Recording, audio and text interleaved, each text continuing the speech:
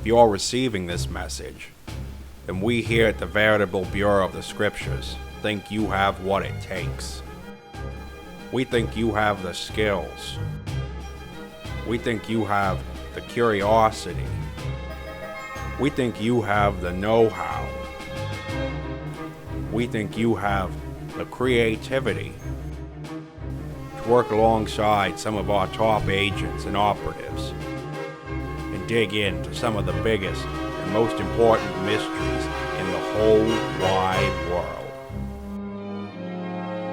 So we cordially invite you to be part of the VBS. Should you choose to accept, mission details and case files will be coming your way shortly.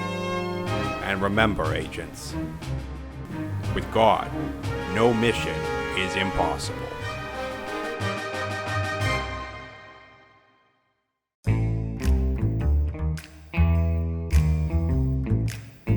Well, welcome aboard, agents. They told me I was getting some new recruits this week, and I've been very much looking forward to meeting you. Now, you see, I'm the Bureau Director here at the VBS, or to give it its full name, the Veritable Bureau of the Scriptures. You can simply call me Mr. E. Now, what we do here at the VBS is dig into mysteries. And when I say mysteries, I don't mean, well, who did what to who stole what from who. None of those kind of mysteries. No, we're interested in some bigger kind of mysteries. The kind of mysteries that involve our relationship with God. You see, the kind of mysteries that we look at are those that God gives us through the Scriptures. And when we think about these mysteries with our heads and with our hearts, we can come to know, love, and serve God just a little bit better than we were doing beforehand. And of course, this is a big mission. It's our ultimate mission here at the VBS. And we can't do it by ourselves, so all throughout this week, you're going to be meeting with the rest of my team. We've got a crack team of, we'll say, operational experts to help us in all kinds of different ways to accomplish that larger mission. But we'll be meeting them a little bit later on today and, as I said, throughout the week. Instead, what I want to get started on is jumping right into some of our case files for today. And just to make sure it's a little bit more engaging than perhaps it might have otherwise been, I'm gonna fire up the old projector and we're gonna not just read the file, but sort of take it in and watch it as well. So get comfortable, agents. We're in for a wild ride this week.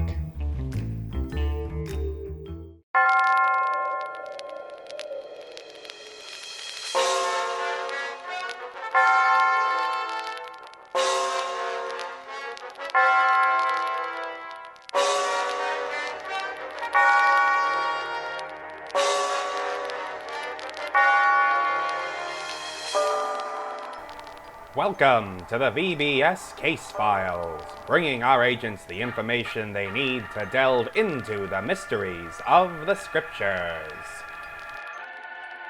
Today's case file, the remarkable river rescue of the Buoyant baby boy.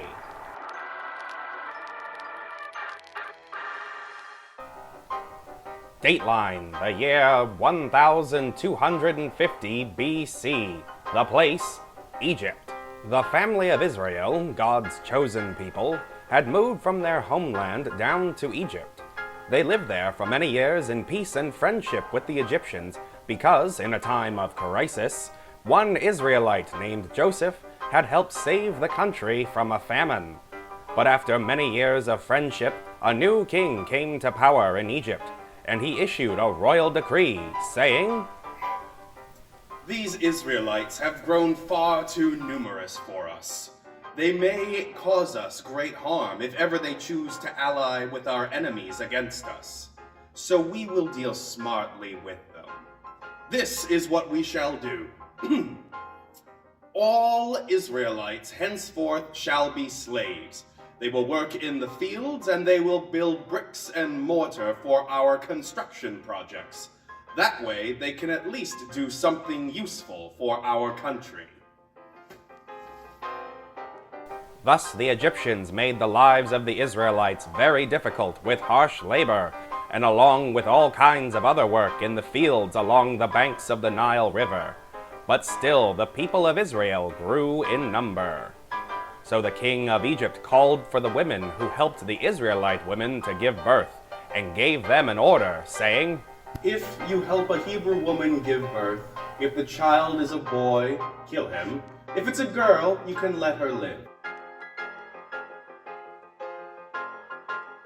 But these brave women loved God more than they feared the king's anger, and did not do what the king of Egypt had told them to do. Then the king gave this order to all his people. Any Hebrew boy that is born shall be tossed into the Nile River.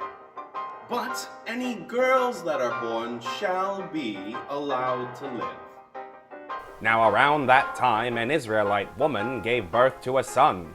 When she saw that he was a fine and strong child, she hid him for as long as she could.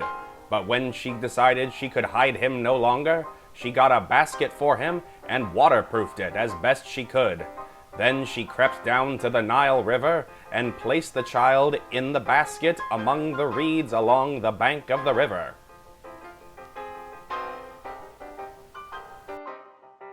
Soon afterward, the king's daughter came down to the Nile River to take a bath, and when she saw the basket hidden amongst the reeds, she went over to it, opened it, and saw inside a bouncing baby boy.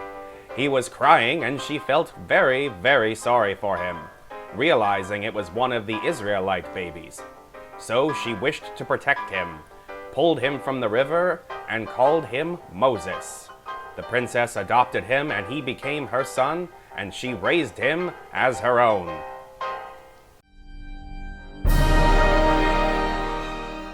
This has been the VBS case file for today.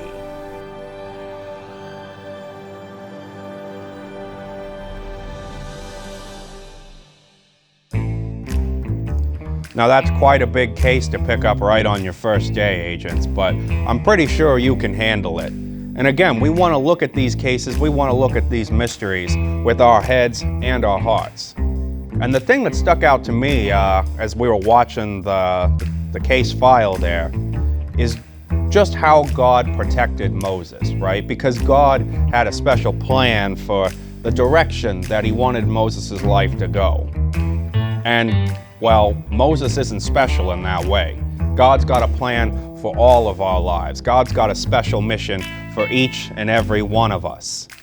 It's on us to choose to accept or not, but God wanted to make sure Moses had that chance because there was never going to be anyone else like Moses in all of history.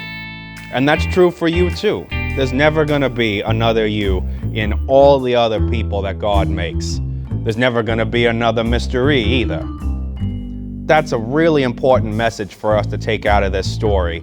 And I think it's one that...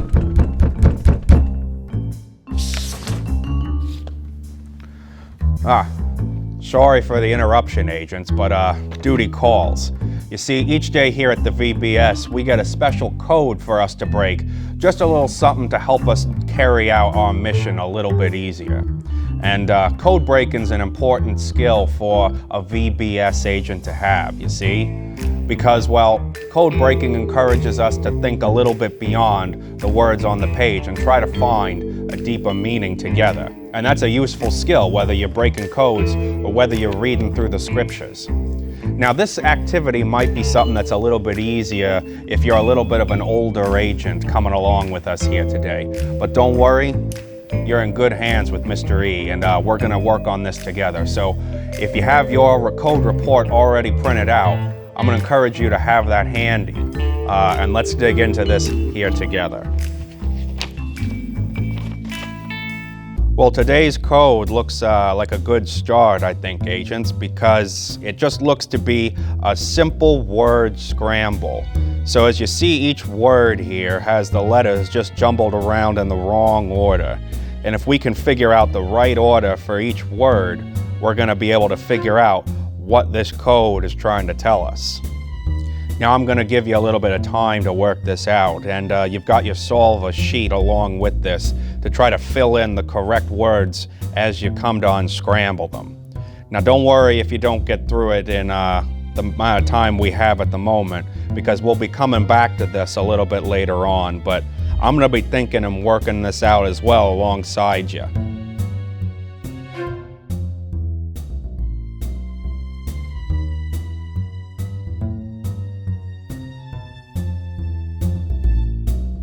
Maybe putting together some of these smaller words is going to help us with the bigger ones.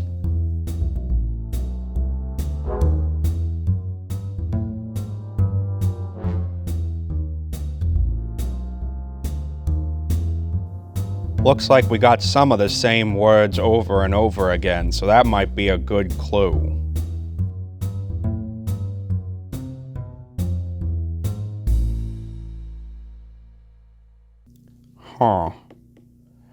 Well, I think I might need a little more time here, agents, working on solving this code, and you might need a little more time as well, and that's totally okay.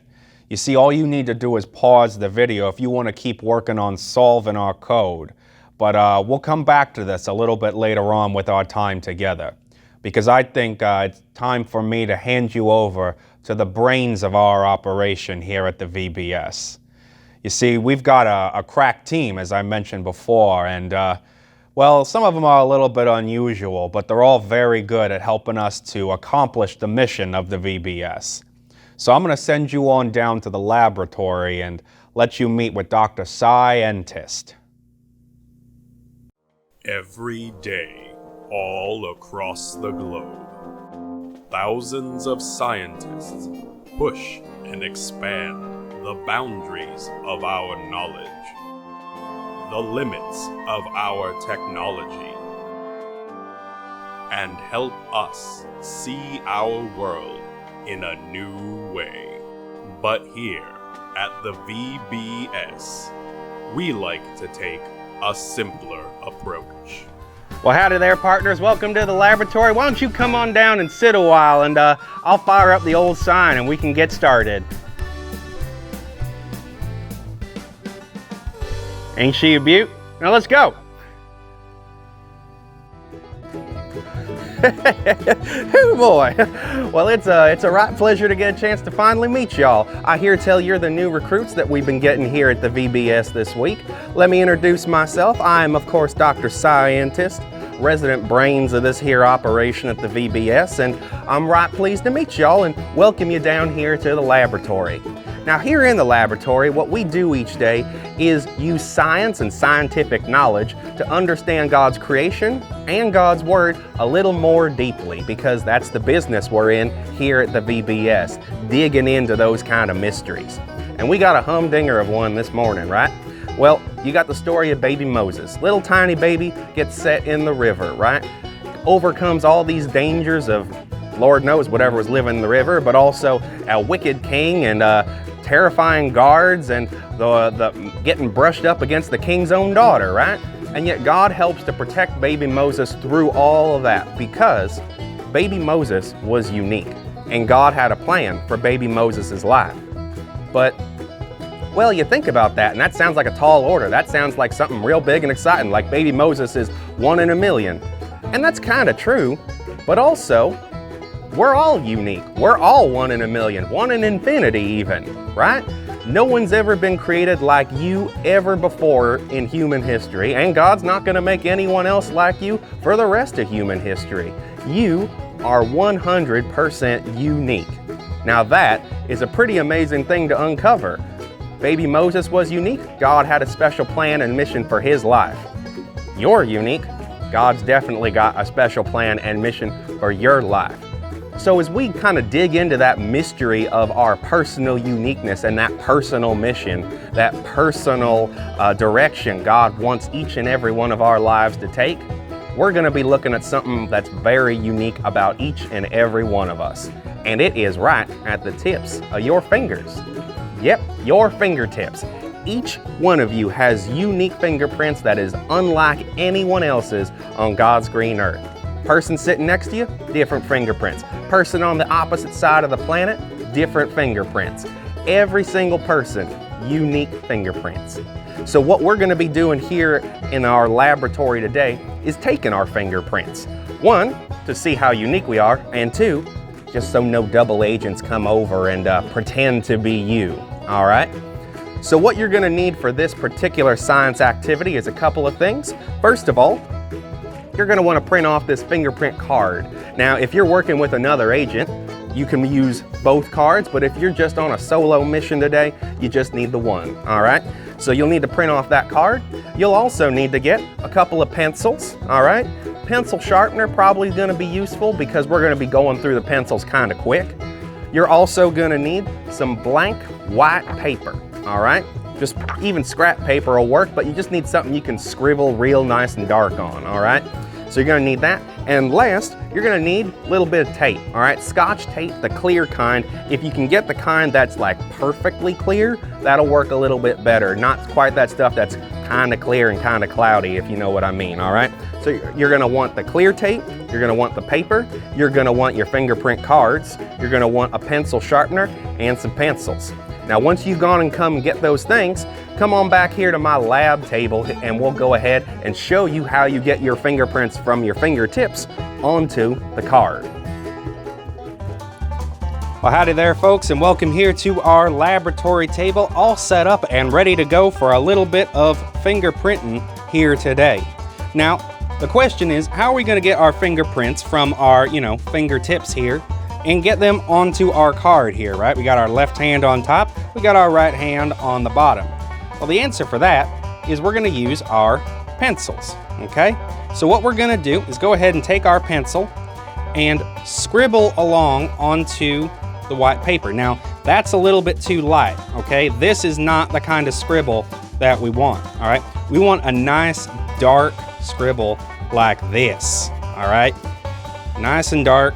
There we go. Now, you might have even done this for fun once or twice because it's kind of cool to do. You get that nice deep color.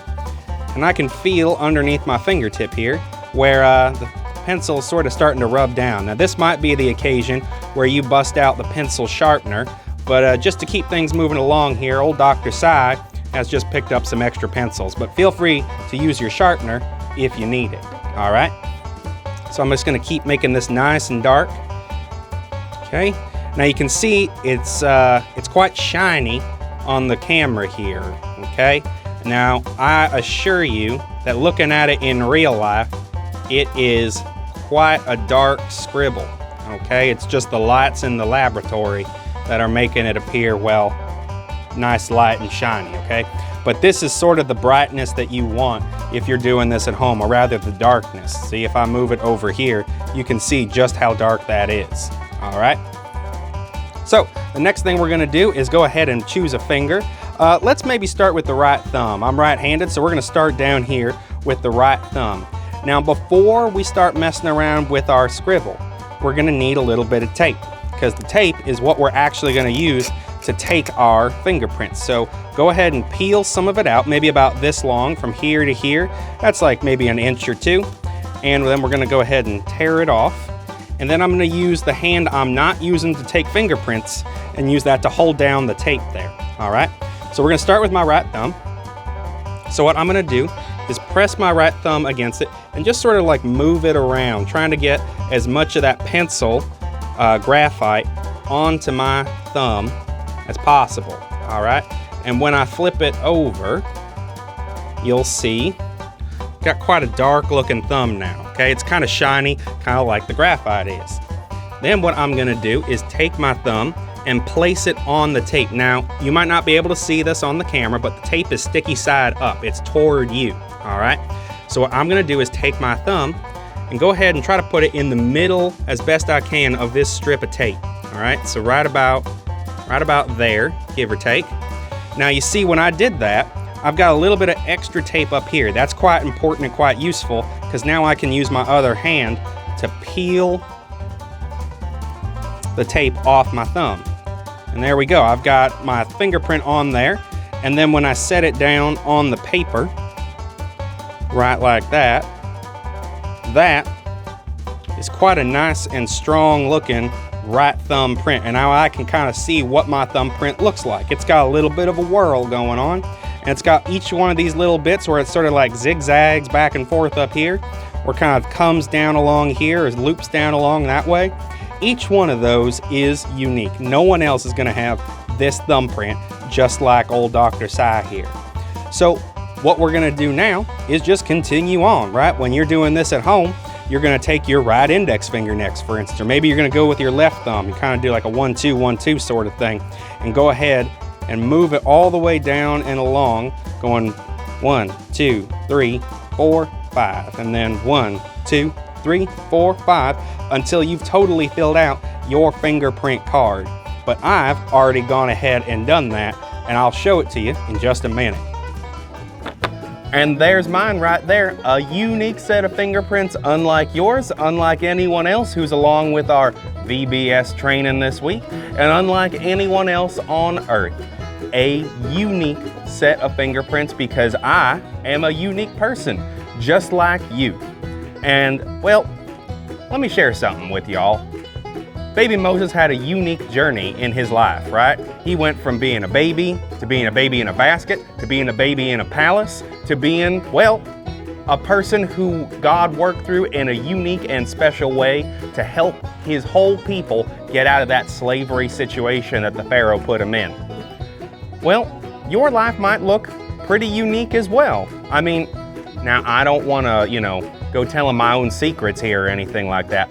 But before I became a scientist, I actually used to be a cowboy. I know, right? And, no one would have guessed that about me, I'm sure. I hide it very well. But that is part of my life journey as well. Now, we're all gonna go in different directions in our lives. We're all gonna go on our own unique journeys. Our goal, our mission, if you'll follow me, is to make sure that we keep God at the center of that and that we're still listening for His direction no matter where we might end up going, because we all have a mission that only we can do right from God.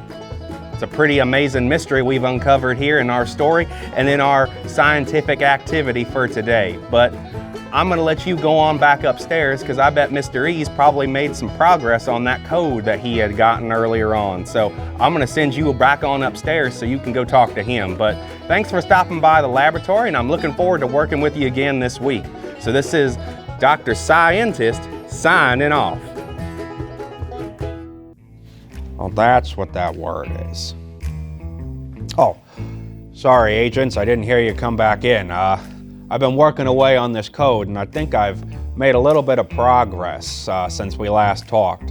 Now, I'm going to share some of that with you, but if you want to go ahead and keep solving the code on your own and you don't want any hints or help, I'm going to encourage you to go ahead and jump up here to this time in the video so that you can skip any sort of hints or tips and you can figure it out on your own.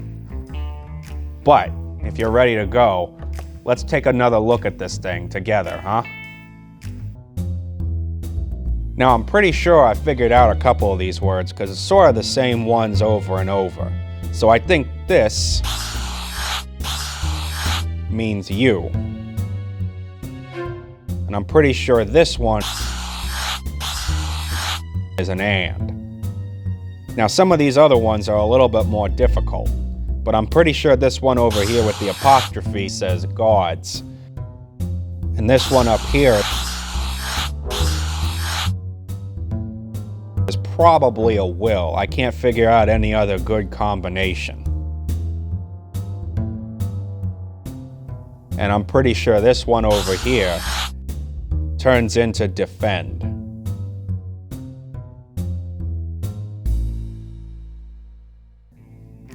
But that's about as far as I've been able to come as we're solving it together here.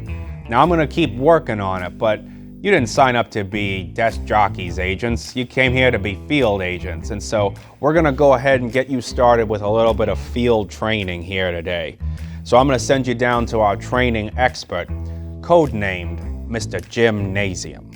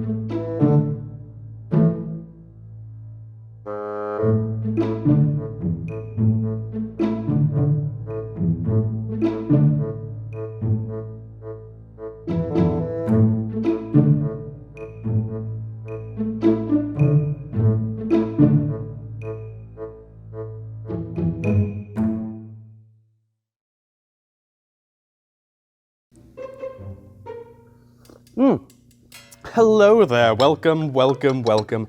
Just caught me in the middle of my afternoon tea. I am, of course, Mr. Gymnasium, the resident field training expert here at the VBS, and I hear that you are the new recruits that we are to be expecting, and I am most pleased to make your acquaintance. I'm very much looking forward to working with you and training with you, honing up those secret agent and espionage skills that are going to be so important in your field exercises. And, well, we'll also be using those field exercises in order to dig deeper into the mysteries of the stories that we're hearing about during the course of our week together. And it seems right that we should just jump right in, shall we? So our case file for today is Baby Moses in the river. Now, when his mother placed him in there, her hope was that he would be spared the dangers, correct, of not only the river, but of the king's wrath, and the king sending his guards around trying to take out all of the baby boys in the kingdom. Well, he was saved, but through God's help, he was seen by the king's own daughter, noticing him hiding in and amongst the reeds along the side of the river, floating in his little baby basket, and, well, she took him in. She made sure he had a safe and healthy and happy upbringing. Quite an important part of the story, and we would not likely be hearing about Moses had she not made that choice and had she not had those powers of observation. And so it is those powers of observation that we, in our field exercise today, are going to be working with, placing ourselves somewhat in the place of the king's daughter, looking for baby Moses in, well, hopefully all the right places. So what you will need for this field exercise are the following. 2 printouts. Now these come in one document when you download them from your mission files down underneath the video here. But if you would print both of these off, you'll need, I would say, at least 1 large and 2 smalls, which is what the document will provide for you. If you wish to print off further copies of Baby Moses in the basket there, you are more than welcome to do so. If also you wish to color them in, you are also more than welcome to do so. I'm, however, leaving these white just because I believe it'll be a little bit easier for you to see on your screens at home. And I will explain to you in a moment what we're going to do with our Baby Moses printouts. But before we do that, we need to go to our field training room. So if you'll follow me along that way, I will meet you up there and I will explain exactly how our exercise is going to come together. Come along.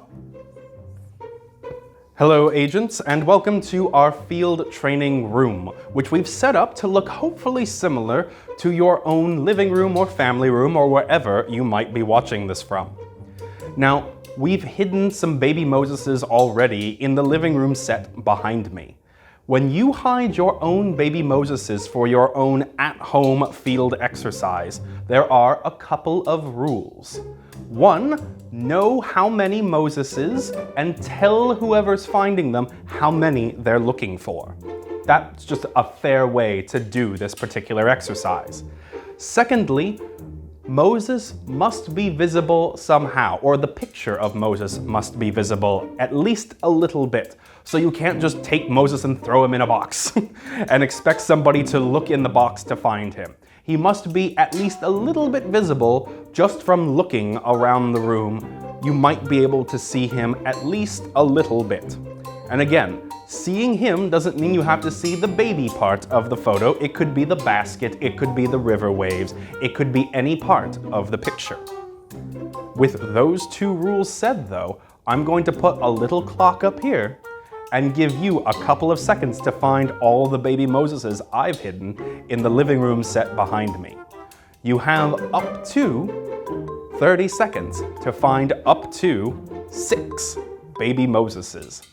On your mark, get set, go.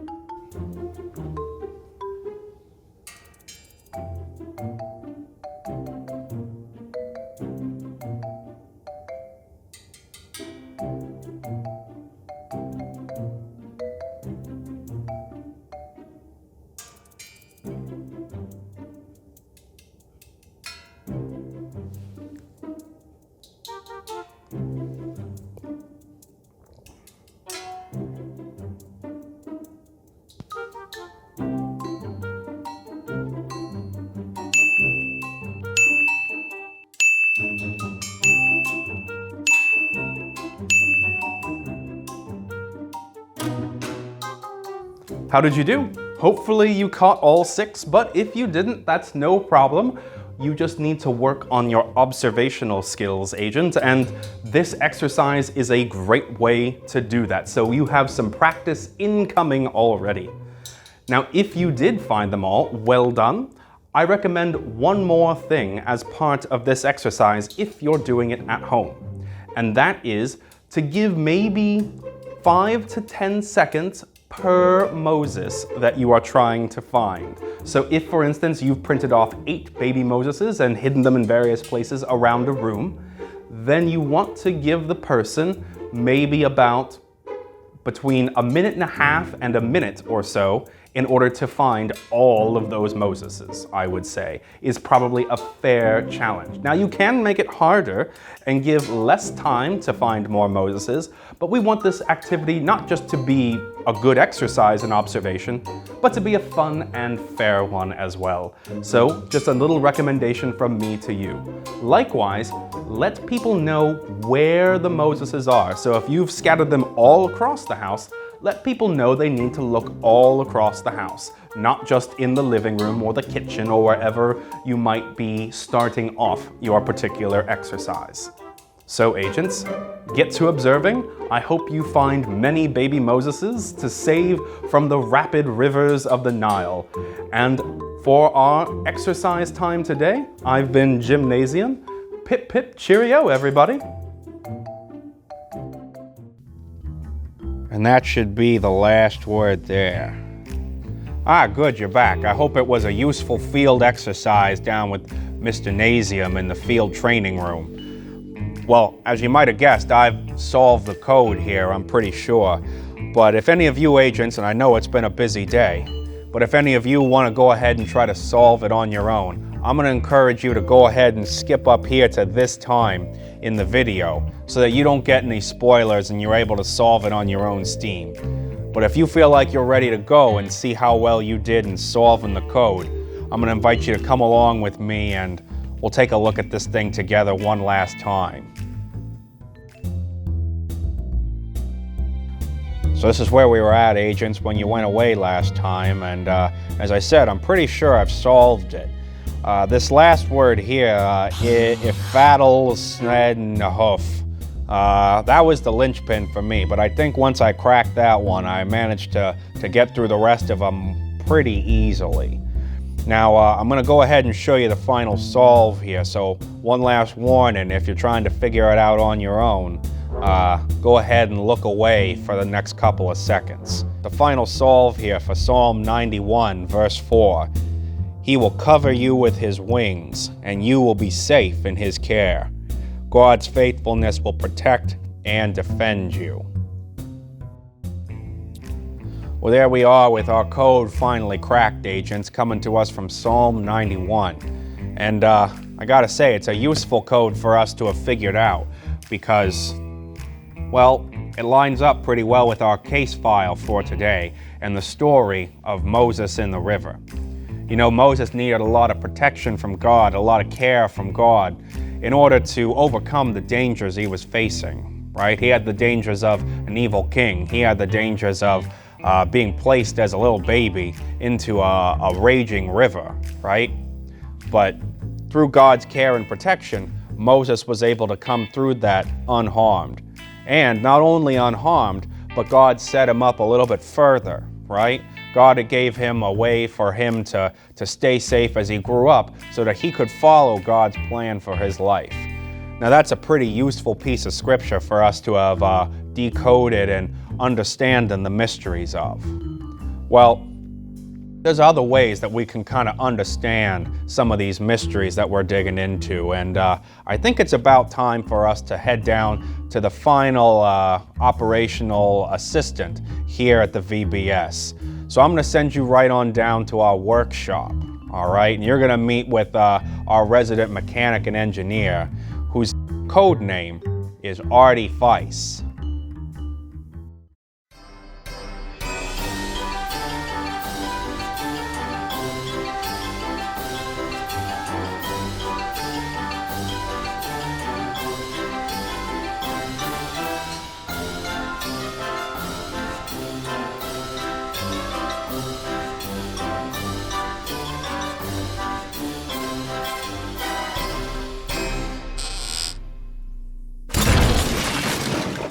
Hey, don't worry about it. I'll get it fixed up later. Come on, we got stuff to do. Well, hello, agents. Welcome here to the workshop this week with me, Artie Feiss. Very pleased to make your acquaintance. Always love getting to meet new agents, new recruits. It's always a wonderful time when we get to bring new blood into the VBS, all right? So looking forward very much to working with you. Now, here in the workshop, what we do is we put together tools. We put together things that are going to be helpful to you in your mission, right? Because you heard about the story, right, in the briefing, right? The sort of the thing we're digging into over the course of today. And it's going to be a different one tomorrow. It's going to be a different one after that, and so on. But each day in the workshop here, we're going to have a special tool, a special thing that we're going to put together in order to help you carry out that mission, whatever it might be on any given day. All right. So today we had the story of Moses being, a baby Moses being placed in a basket, and that basket being put into the river. All right. That's sort of like the highlight of the story. And so what I wanted to do as our starting tool for this week is to put together what we call like a diorama. All right. A visual representation of an important part of the briefing, an important part of the story that we've heard together here today. So what I've done is gone ahead and made an example version of it here. Hopefully you're able to see that. If not, don't worry about it. You're going to see it a little bit more up close when we come over here to the workbench in just a minute or two. But before we can come over here, I need you to get a couple of things so that we can put something together, all right? So what you're going to need to get is the following. First of all, you're going to need some blue paper, all right? Now, a lot of times when I give you colors in this week, oh, you got to need this color paper, this color that. You don't really got to worry about it because you can just color it in. But for this, I really do recommend you get some blue paper, all right? Outright blue, print it off so that it's either, construction paper or printer paper or whatever. But get you some blue paper for this particular tool we're putting together. Other stuff you're going to need. Gonna need a pair of scissors. You're gonna need some markers or something to color with, whether that's crayons, colored pencils, something like that. You're gonna need something to be a little bit artistic with. You're gonna need some glue. I recommend glue sticks. It's just a little less messy and a little easier to use during our crafting process. You're gonna need some coffee filters, all right? Your parents probably have some of these in a cupboard somewhere in the kitchen. You're also going to need these little cupcake wrappers, right? The little parts you tear off before you start digging into to a cupcake, maybe on a birthday or something like that. You're going to need at least one of those, maybe a couple more if you get in the mood. And you're also going to need some other colored paper, all right? Now this stuff can be whatever color you want. I've gone with a lighter blue, all right? A little bit different color blue than the one I showed you before. And you're also going to want some green paper, all right? Now, it doesn't have to be green outright. This is something you can just print off white and color it in green. That's totally fine. But eventually, you're going to want some green paper, all right? And you're going to want another different color of paper as well, something that's different from the blue of the construction paper that I've got here, and something that's a little bit different from the green that the green paper is going to be in order to put our diorama together. So I'm going to leave you to go and get those things, and then once you're all together, join me over here at the workbench. All right, everybody, welcome to the workbench for the first time, all right? We got lots of stuff going on here. Here is our example, right? This is what we're gonna be finishing up with, right? Baby Moses in the reeds, all right? We got a little baby Moses. We've got him in the reeds. We've got a little title for our display. So this is what we're gonna be putting together. So let's go ahead and get started. I'm gonna set this aside just to give us a little extra room here on our workbench. So what we're gonna need to start off with is a piece of blue paper, all right? Or like, it can be like construction paper like this. It can be printer paper like this. But you want some blue paper because obviously that's gonna be the background of the water, of the river, all right? Now the next thing we're gonna do is get one of these little cupcake cups, right? Or muffin cups, right? The little paper things that you peel off when you're digging into to a delicious treat. Now what we're gonna do is we're gonna get some glue. Once we've got one of those free, gonna twist the cap off our glue here, open her up, and just right in the center of the blue paper, do a nice healthy little bit of glue there, and then take our cupcake paper and just paste it down, all right? This is gonna be the basket, right, that we heard that Moses' mother put Moses in and then placed him into the river, all right? So we got a basket, now we need a Moses. So what we're gonna do is get a couple of coffee filters, all right? Your parents probably have some of these knocking around the house somewheres, all right? So we're gonna get 2. The first one, we're gonna crumple up, all right? We're just gonna turn it into a ball, all right? You want it to be as round as possible. You don't want like a weird edge or like a pointy bit, right? Because it's gonna be the base of Moses' head, all right? We don't wanna give Moses a pointy head. So what we're gonna do is we're gonna take this ball and we're gonna place it inside more or less the center of the other one, and we're just gonna fold it down around. We're not gonna crumple it like we did before, and just give his head a little twist, all right? So we kinda got this sort of shape going on. And then with the bottom, we're gonna fold it up and kind of wrap it around like that, all right? So this is only part of our Moses, but this is an important part. The next thing we're gonna do is get a piece of our colored paper. Now, I don't know what colors you chose. I'm gonna go with this blue because I think it looks good. You know, you got like a little baby blue blanket for baby Moses here. And you're just gonna cut a little strip off, okay? So I've already gone ahead and done that. Cut this little strip off, and I'm gonna turn it into a loop like this, all right? Which means I'm gonna need my glue back. Just gonna put a little on one side, like that, there we go.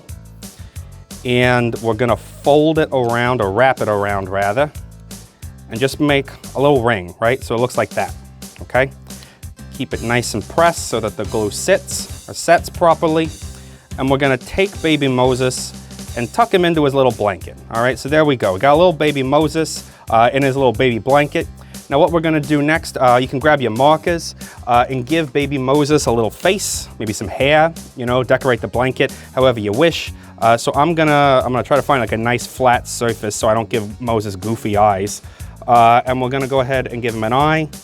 Give him an eye, there we go. All right, so we got 2 eyes for baby Moses. We're gonna give him a little mouth, give him some red for a mouth. Kind of pull him through the blanket here. He's tucked in too tight. Mom did too good of a job. There we go, give him a little smile there. And then I'm gonna use the brown and give him a little bit of hair on top of his head, because you know a lot of times babies have a little bit of hair up there. Not totally bald. There we go, just give him a little color of hair. Kind of going around like that. And there we go, all right? We got a little baby Moses created. We're gonna lay him in his basket, maybe kind of fold it a little bit around him so he feels nice and safe. We wanna take care of our little baby. And there we go, all right? So we got the centerpiece, right? We got baby Moses, and he's kind of like adrift in the river. But like this is a pretty boring river, right? I don't know about you, if I've ever looked at like a river or maybe like the ocean or even like a pond or something. You know, this is pretty boring, all right? So we're gonna put Moses in the reeds like he was in the story.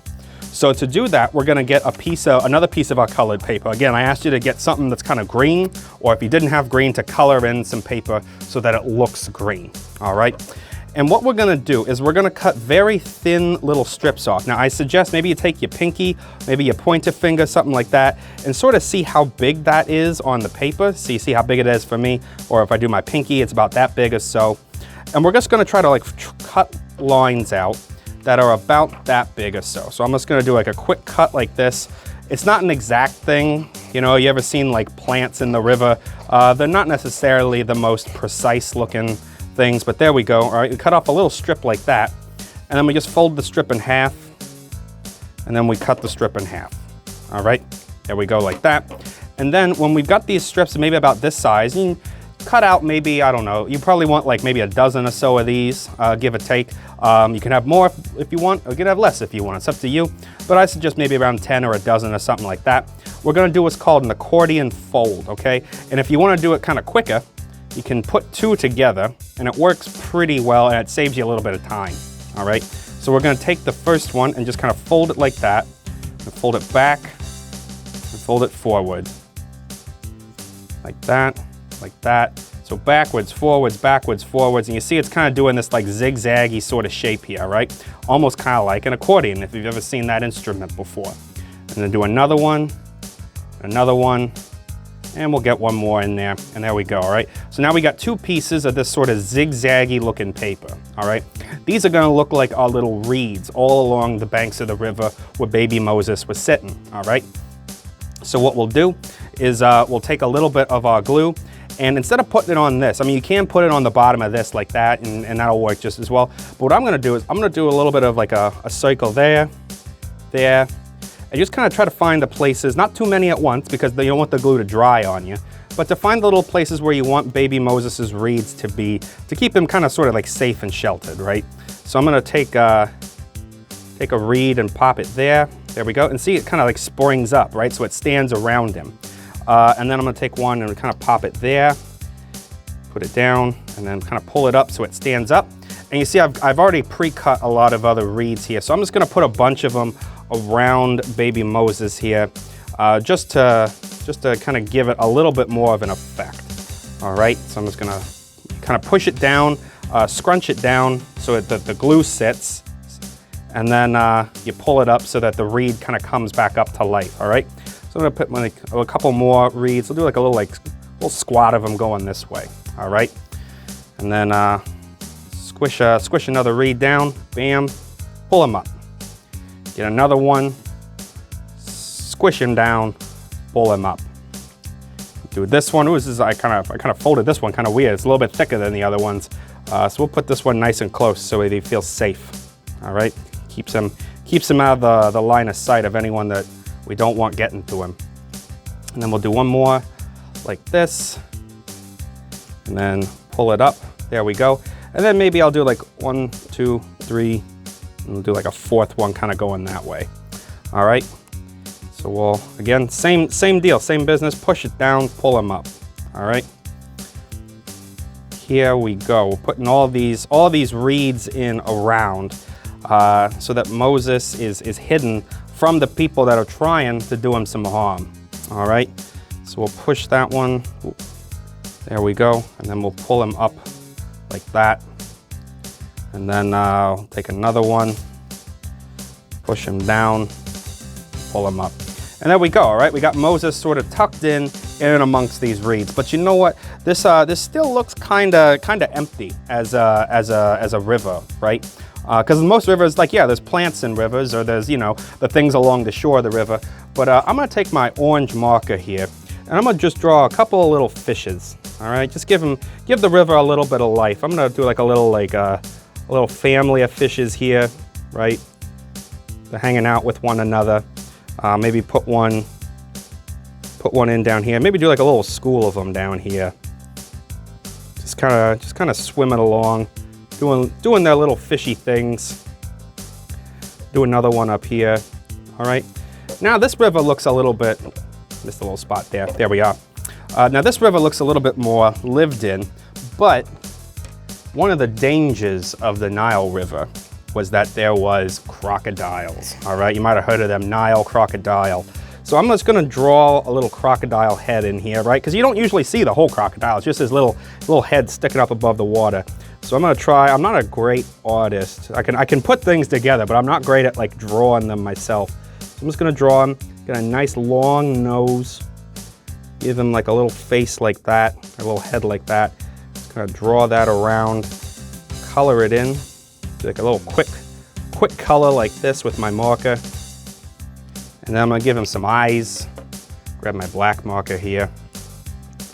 Give him an eye on this side.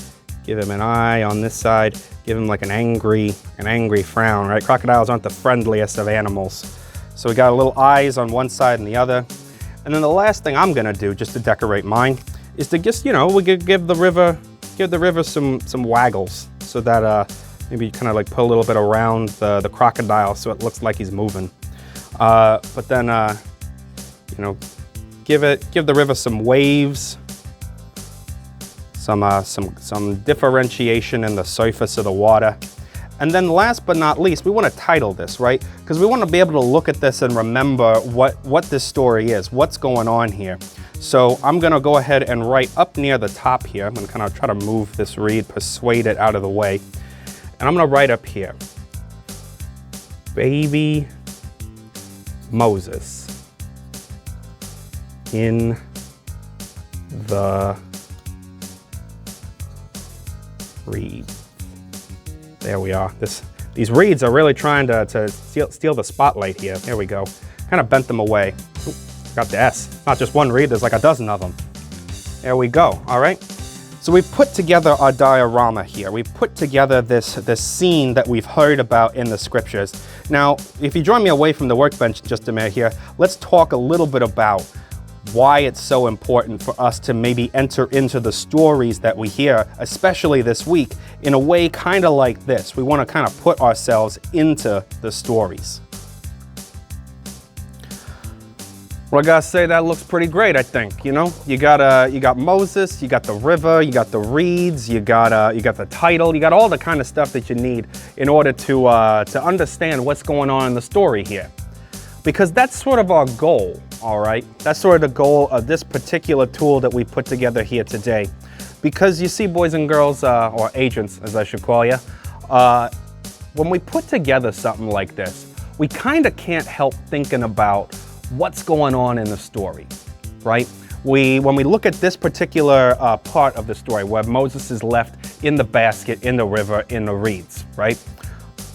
We can't help but like picture that in our heads when we're putting this thing together, right? Because we kind of want it to look like what we see in our heads, right? When we do any sort of creative thing, that's what we're doing, right? We're trying to get something from inside our heads onto the paper or onto the clay or onto the canvas or whatever we're drawing on or creating with. We're trying to get something out of our heads and into the world, all right? And when we do that with the stories that we hear from the scriptures, when we do that with the stories we're gonna hear all week, we kind of have to enter into the stories, right? So if you look at the story of Moses in the reeds, you put this together and you think, gee, I wonder what it was like for baby Moses being put in this basket and being put in the river, okay? Or maybe you think, well, I wonder how his mom was feeling, right? You know, your mom loves you very much, and Moses' mother was no different. She loved him very much, but she was kind of stuck in this horrible position of having to give up her kid in order to keep him safe, right? Or maybe you think about what was going through the king's head, what was going through the Pharaoh's head. You know, he gives this terrible order. You know, what sort of person does that? What sort of person thinks like that? Or maybe you think about the Pharaoh's daughter who finds Moses, you know, in the reeds, in the basket, in the river. And, you know, she pulls him out of the river and has compassion for him, right? She wants to take care of him. She wants to raise him and keep him safe, all right? So when we enter into the stories, when we picture the stories in our heads, or when we're making something like this, the skill that we want to be working on is that process of putting ourselves in the place of the characters in the story. What would it be like for them? How are we thinking? How are we feeling as Moses, as his mother, as the Pharaoh's daughter, or all of these other characters in the story? How are we thinking and how are we feeling? All right? Because when we think about those things, it leads us to the most important question we can ask when we're reading any sort of story from the scriptures.